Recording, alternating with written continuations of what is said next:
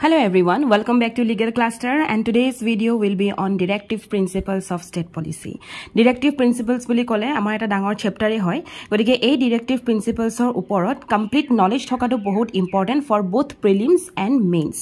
আজিৰ ভিডিওটো আমি স্টাৰ্ট কৰিম only with this topic আৰু এই টপিকটোৰ ওপৰত প্ৰিলিমছত কেনেকুৱা কোৱেশ্চন আহিব পাৰে মেইনছত কেনে ধৰণে আমি প্ৰিপাৰেচন কৰিব লাগিব তাৰ বিষয়ে অকনমান কৈ যাম আমাৰ ফাৰ্স্ট সেন্টেন্সটো হ'ব যে article 36 to 51 so Article 36 or para 51 under part 4 ot amar ki dia ase Directive Principles of State Policy khini dia ase aru prelims or karone eta point important hoy je etu ami kor pora dhar kori anisu kor pora ami boro korisu so Directive Principles ami boro korisu Constitution of Ireland or pora kintu Ireland eo he bostu tu belegor pora boro korise ba belegor pora copy kori anise kor pora copy kori anise the Spanish Constitution so in short Spanish Constitution hoise yar origin aru tar pora kune copy korise Ireland e copy korise aru e Ireland or pora ami borrow korisu so India e borrow korise okay now here ইয়াত এটা কথা মনত ৰাখিব যে যদি প্ৰশ্নটো আহে ইন্ডিয়াই কৰপৰা বড় কৰিছে আপোনালোকে গৈ ইয়াত স্পেনিছ কনস্টিটিউশন লিখিব নোৱাৰে কাৰণ স্পেনিছ কনস্টিটিউশনৰ পৰা কপি কৰিছে আয়াৰলেণ্ডে আৰু আয়াৰলেণ্ডৰ পৰাহে আমি বড় কৰিছো হেকাৰণে আমাৰ বড়টো আহিব আয়াৰলেণ্ডৰ পৰা so answer will directly Ireland the constitution of Ireland okay এটো Directive Principles of State Policy এটা ইম্পৰ্টেন্ট টপিকে হয় আৰু ইনফ্যাক্ট প্ৰিলিমছ মেইনছ দুইটাতে অহা কোৱেশ্চনস আহে গতিকে এই টপিকটো ভালদৰে বুজি ললে নেক্সট টাইম আৰু যাতে আমাৰ কাৰণে সুবিধা হয় ইয়াত মই আপোনালোকক এটা বস্তু কৈ থওঁ যে সাপ্ৰু কমিটি এই সাপ্ৰু কমিটি যিখন হয় সাপ্ৰু কমিটি 1945 ত আহিছিলে আৰু এই কমিটিখনে দুটা বস্তু আমাক সাজেষ্ট কৰিছিলে ফাৰ্স্ট বস্তুটো আমাক সাজেষ্ট কৰিছিল যে মানে দুটা বস্তু আপোনাক ইন্ডিভিজুয়াল ৰাইটছৰ কাৰণে সাজেষ্ট কৰিছিলে আৰু ফাৰ্স্ট কৈছিল যে জাস্টিসিয়েবল ৰাইট ওকে আৰু দ্বিতীয়টো আমাক কৈছিলে যে নন জাস্টিসিয়েবল ৰাইট আমি সকলোৱে জানো যেনে ধৰক ফান্ডামেন্টাল ৰাইটছ আৰু নন জাস্টিসিয়েবল খিনি হৈছে আমাৰ Directive Principles of State Policy এটো বস্তু আপোনালোকে মনত ৰাখিব লাগিব আৰু এটো বস্তু কোনে সাজেষ্ট কৰিছিল ইন্ডিভিজুয়াল এটো কোনে কৈছিল যে ইন্ডিভিজুয়াল ৰাইট দুটা প্ৰকাৰৰ আছে এটা জাস্টিসিয়েবল এটা নন জাস্টিসিয়েবল হেতু কৈছিলে কোনে the Sapru Committee of 1945 এটো পইণ্ট আপোনালোকে মনত ৰাখিব লাগিব Directive Principles of State Policy কি হয় সক are the ideals which are meant to be kept in mind by the state when it formulates policies and enact laws ইয়াত কৈছে যে যেতিয়া এখন ষ্টেটে কিবা পলিসি হক বা ল হক enact কৰে ফৰ্মুলেট কৰে বনাই তেতিয়া সেই সময়খিনিত Directive Principles of State Policies খিনি এখন ষ্টেটে মনত ৰাখিব লাগিব হেখিনি লৈ পেলাই হে সেই ষ্টেটখনে এটা পলিসি বা এখন ল তেওঁলোকে এনেক্ট কৰে Directive Principles of State Policy আপোনালোকক আৰু কেটামান পইণ্ট মই কওঁ যে আমাৰ Directive Principles of State Policy যেটো যিখিনি আছে হেখিনি আমাৰ তিনটা টাইপত ভগাব পাৰি এই তিনটা টাইপ সোশিয়ালিস্টিক গান্ধিয়ান আৰু লিবাৰেল ইন্টেলেকচুৱেল প্ৰিন্সিপলস এতিয়া socialistic the first one socialistic principle বুলি কলে আমি কি বুজো So these are the principles that aim at providing social and economic justice. Socialistic principle বুলি কলে আমি জানো যে হেখিনি প্ৰিন্সিপল যিখিনিয়ে social আৰু economic justice দিব পাৰে আৰু নিজৰ ৰাস্তাটো welfare stateৰ কাৰণে উলিয়াই লব পাৰে আৰু তাৰ আন্ডাৰত আমাৰ যিখিনি আৰ্টিকল আছে হেখিনি হৈছে Article 38, 39, 39A, 41, 42, 43, 43A আৰু 47 এটা এখিনি আৰ্টিকল মই অকমান আপোনালোকক কৈও দিও যে আৰ্টিকল 38 এ আমাক কি কৈছে 38 এ কৈছে যে to promote the welfare of the people by securing social order through justice আৰু ইয়াত আমি social economic and political তিনটা বস্তু আমি পাই যাম গতিকে ইয়াত সোশিয়ালিস্টিক প্ৰিন্সিপল কি হবই দ্বিতীয়টো আমি পালো যে 39 ত আমাক কৈছিলে যে সিটিজেনস খিনিক সিকিউৰ কৰিব লাগে লিভলিহুডৰ বাবে এডিকুৱেট মিন্স অফ লিভলিহুডৰ কাৰণে তাৰ পিছতে মানে ৰাইট থাকিব এ লিভলিহুডৰ নেক্সট হৈছে যে equitable distribution of material resource থাকিব তাৰ পিছতে wealth and means of production equal pay for equal work এবিলাক বস্তু থাকিব গতিকে এবিলাকো সোশিয়ালিস্টিক প্ৰিন্সিপলত পৰিব 39A আমাক কৈছিল equal justice and free legal aid to the poor দুখিয়া মানুহক free legal aid দিব লাগিব আৰু equal justice promote কৰিব লাগিব হেতু বস্তু আমি social principle তে পাই যাম then আমাক 39A হৈ গল 41 ত আমাক কৈছিলে right to work right to education right to public assistance এখিনি বস্তু unemploymentৰ ক্ষেত্ৰত বা বুঢ়া মানুহ old ageৰ ক্ষেত্ৰত বা sickness peopleৰ ক্ষেত্ৰত থাকিব secure কৰিব citizensক হেতু socialistic principle ত পৰিব then আমি 42 ত পাই যাম যে just are human conditions of work and maternity relief ami pam hetu bostu yat socialistic principle ot thakibo tapisote 43 th pam ami living wage standard of living social cultural opportunity for all the workers 43 8 ami pam je workers in the management of industry aru 47 ot ami pam যে level of nutrition raise koribo lagibo mane bhalke rakhibo lagibo aru standard of living of people আৰু public health আমি improve কৰিব লাগিব এবিলাক বস্তু socialistic হয় এবোৰ বস্তু society based হয় সেই কাৰণে ইয়াক সোশিয়ালিস্টিক নাম দিয়া হৈছে দেন আহি গল গান্ধিয়ান প্ৰিন্সিপল সো সোশিয়ালিস্টিক বুলি কলে আমি এতিয়া আকৌ এবাৰ কৈ দিও মই ৰিপিটত যে যিখিনি প্ৰিন্সিপলছৰ এমএ হ'ব সোশিয়াল আৰু ইকোনমিক জাস্টিস দিয়াৰ আৰু ওয়েলফেয়াৰ ষ্টেটৰ কাৰণে এটা ৰাস্তা উলিয়াই লোৱা তাকে আমি সোশিয়ালিস্টিক প্ৰিন্সিপল বুলি কওঁ ঠিক আছে নেক্সট আহি গল আমাৰ গান্ধিয়ান প্ৰিন্সিপল কি হয় গান্ধিয়ান আইডিওলজিৰ ওপৰত বেস কৰি পেলাই যিখিনি প্ৰিন্সিপল বনাইছে সেইখিনিয়ে হৈছে গান্ধিয়ান প্ৰিন্সিপল এতিয়া ধৰক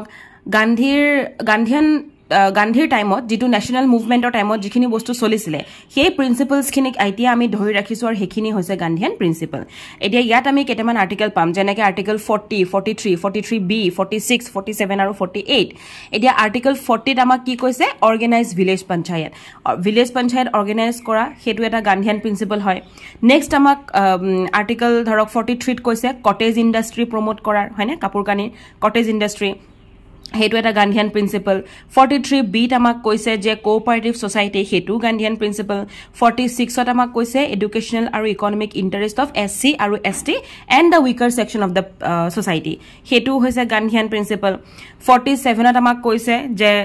ড্ৰিংকস এন্ড ড্ৰাগস যিবিলাক থাকে ইনটক্সিকেটিং হেবিলাক প্ৰহিবিট কৰিব লাগে consumptionৰ কাৰণে হেতু 47 হেতু এটা ডাইৰেক্টিভ প্ৰিন্সিপলছ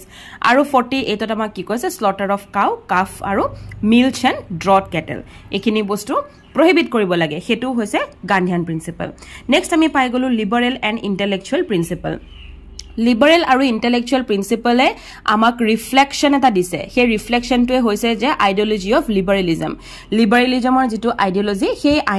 আইডিওলজি আইনাখন লিবাৰেল আৰু ইন্টেলেকচুৱেল প্ৰিন্সিপলে আমাক দেখুৱাই দিছে তাত কেটামান আৰ্টিকেল থাকিব যেনে আৰ্টিকেল 44 45 48 49 50 আৰু 51 Article 44 এ আমাক কৈছে uniform civil code so article 44 মনত ৰাখিব ইউনিফৰ্ম সিভিল কোড এই আৰ্টিকেলটো ওপৰত কেতিয়াবা ইংলিশত এসে আহিব পাৰে গতিকে যদি এসে আহে আপোনালোকে যাতে লিখিব পাৰে খুব ভালকে উইথ কেস লস নেক্সট আহি গল যে 45 ত কি কৈছে আৰ্লি চাইল্ডহুড কেয়াৰ আৰু এডুকেশন ফৰ অল চিলড্ৰেন টিল 6 ইয়াৰ্স হয়নে হেতু বস্তুকে 86th এমেন্ডমেন্ট এক্ট লিখি ৰাখক 86th এমেন্ডমেন্ট এক্টত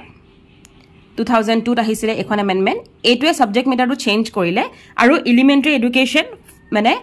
ফান্ডামেন্টাল ৰাইট হিচাপে লৈ গল আন্ডাৰ আৰ্টিকেল 21A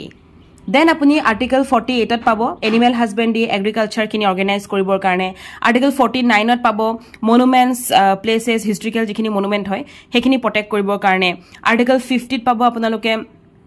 যে জুডিশিয়াৰি আৰু এক্সিকিউটিভ এটো ইম্পৰ্টেন্ট হয় হা জুডিশিয়াৰি আৰু এক্সিকিউটিভ এই দুটাক সেপাৰেট বডি বুলি কোনে কৈছে আৰ্টিকেল 50 এ কৈছে আৰ্টিকেল 50 ইয়াক সেপাৰেট কৰিছে গতিকে এটো এটা আমাৰ ডাইৰেক্টিভ প্ৰিন্সিপলছ হয় আৰু কোনটো হয় লিবাৰেল ইন্টেলেকচুৱেল প্ৰিন্সিপল হয় দেন আৰ্টিকেল 51 ত আপোনালোকে পাব ইন্টাৰনেশ্যনেল পিস আৰু সিকিউৰিটি প্ৰমোট কৰা তাৰ পিছতে ফস্টাৰ ৰেসপেক্ট ফৰ ইন্টাৰনেশ্যনেল ল এবিলাক বস্তু আপোনালোকে 51 ত পাব এখিনি হৈছে লিবাৰেল এণ্ড ইন্টেলেকচুৱেল প্ৰিন্সিপলছ এতিয়া আমি নতুন কিছুমান ডাইৰেক্টিভ প্ৰিন্সিপলছ আমি পাও যেটো আমাৰ 42nd এমেন্ডমেন্ট এক্টে আমাৰ লৈ আহিছিলে আৰু এটো বস্তু ইম্পৰ্টেন্ট হয় so 42nd amendment act 1976 added 4 new directive principles কেতিয়াবা প্ৰিলিমছত খুদিব কিমানটা ডাইৰেক্টিভ প্ৰিন্সিপলছ এড কৰিছিলে 42nd এমেন্ডমেন্ট এক্টে These were the 4 কি এড কৰিছিলে article 39 article 39A article 43A আৰু 48A গুটেখিনি A কে আছে 39 টো হে ডাইৰেক্টলি আছে গটিকে 39 ত কি এড কৰিছিলে to secure opportunities for the healthy development of the children 39(8) কৰিছিলে যে ইকুৱেল জাস্টিস প্ৰমোট কৰিব লাগিব আৰু free legal aid to the poor দিব লাগিব 43(8) কৈছিলে to take steps to secure the participation of worker in the management of industries aru 48(8) কৈছিলে to protect and improve the environment and to safeguard the forest and wildlife ঠিক আছে এখিনি বস্তু important বস্তু হয় so এটা নতুন directive principle under article 38 was added by 44th amendment act কেতিয়াবা এনেকে কোৱেশ্চন আহিও যাব দেই and আৰু এটা বস্তু 86th amendment act খন মনত ৰাখিব 86th মই ইয়াত লিখি দিয়া নাই 86th amendment act 2002 আহিছিলে এটা সাবজেক্ট ম্যাটাৰ চেঞ্জ কৰিছিলে 40 আৰ্টিকল 45 যেটো মই অলপ আগত কৈ গলো ইয়াত মই কৈ গৈছিলো যে 86th amendment act 2002 যিখন আহিছিলে হিটা সাবজেক্ট ম্যাটাৰ চেঞ্জ কৰিলে আৰ্টিকল 45 আৰু elementary education as a fundamental right লৈ আহিলে under article 21A এটো বস্তু মনত ৰাখিব নতুন কে এটা আৰ্টিকেলও এখিনি যিখিনি আমি কলো 43A 48A এখিনি আপোনালোকে মনত ৰাখিব লাগিব নাও কেতিয়াবা আমাৰ কোৱেশ্চন আহে যে যিখিনি ডাইৰেক্টিভ প্ৰিন্সিপলস হয় তাৰ মাজত এটা কনফ্লিকশন সদায় চলি থাকিলে মানে ফান্ডামেন্টাল ৰাইটস আৰু ডাইৰেক্টিভ প্ৰিন্সিপলছৰ মাজত এটা কনফ্লিক্ট চলি থাকিলে আৰু সেই কনফ্লিক্টটো যদি আমি জানিব বিচাৰো বা এটোৰ ওপৰত মেইনছৰ যদি কেতিয়াবা কোৱেশ্চন আহে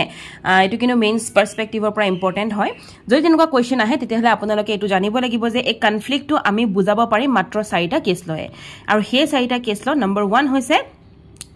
Champakam Doirajan case 1951 ইয়াত কি কৈছিলে সুপ্ৰিম কোৰ্টে ইয়াক ৰুল কৰিছিলে যে যদি কেতিয়াবা কনফ্লিক্ট হয় ফান্ডামেন্টাল ৰাইটস আৰু ডিপিএসপি মানে ডাইৰেক্টিভ প্ৰিন্সিপলস অফ ষ্টেট পলিচিৰ মাজত তেতিয়া হলে ফান্ডামেন্টাল ৰাইটস উইল প্ৰিভেইল প্ৰথমতে ফান্ডামেন্টাল ৰাইটস হে থাকি যাব বুলি কৈছিলে ডিপিএসপি মানে ডাইৰেক্টিভ প্ৰিন্সিপলস অফ ষ্টেট পলিচি খিনিক আমি সাবসিডিয়াৰী অফ ফান্ডামেন্টাল ৰাইটস বুলি কম আৰু সুপ্ৰিম কোৰ্টে এটো ৰুল কৰিছিল যে পাৰ্লিয়ামেন্টে ফান্ডামেন্টাল ৰাইটস খিনিক লৈ পেলাই এমেন্ড কৰিব পাৰিব through a constitutional amendment act to implement the DPSP আৰু ইয়াত ৰিজাল্টত আমি এটা বস্তু পালো যে পাৰ্লিয়ামেন্টে কি বনাই দিলে ফাৰ্স্ট এমেন্ডমেন্ট এক্ট 1951 লৈ আহিলে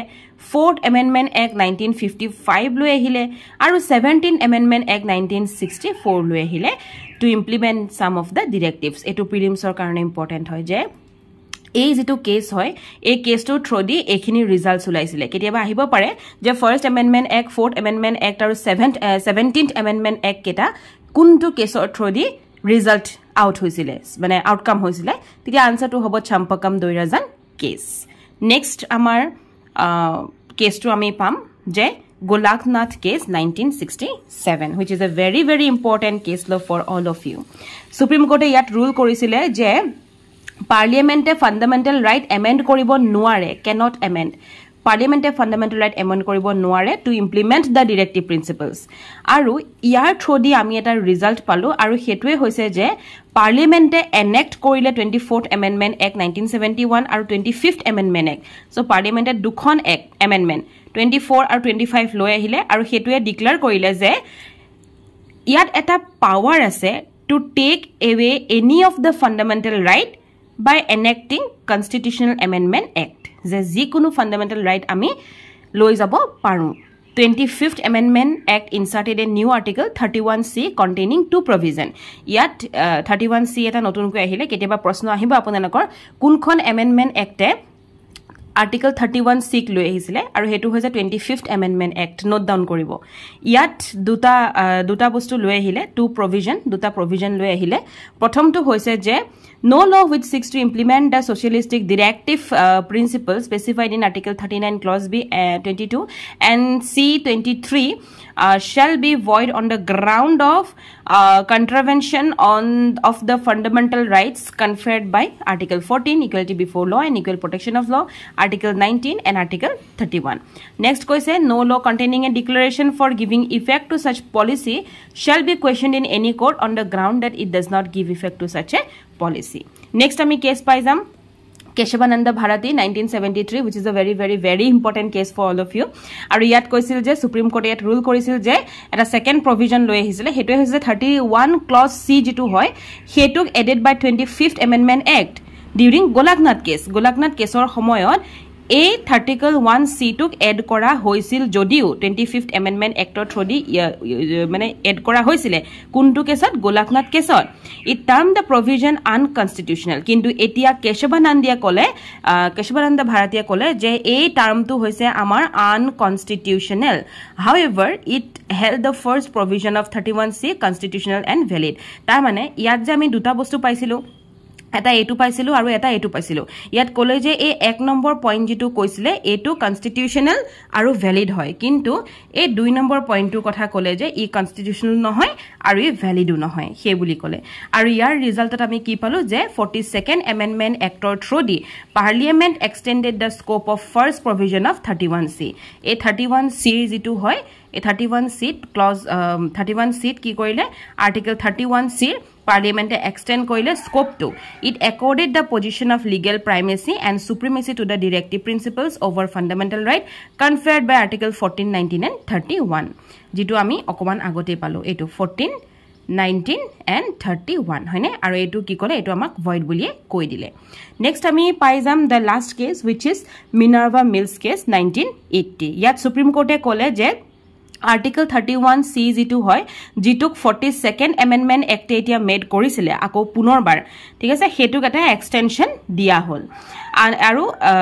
আনকনষ্টিটিউচনেল এণ্ড ইনভ্যালিড ইয়াক ক'লে যে ইয়াত আমি এক্সটেনশন কৰি কৈছো যে ই এটা আনকনষ্টিটিউচনেল আৰু ইনভ্যালিড হয়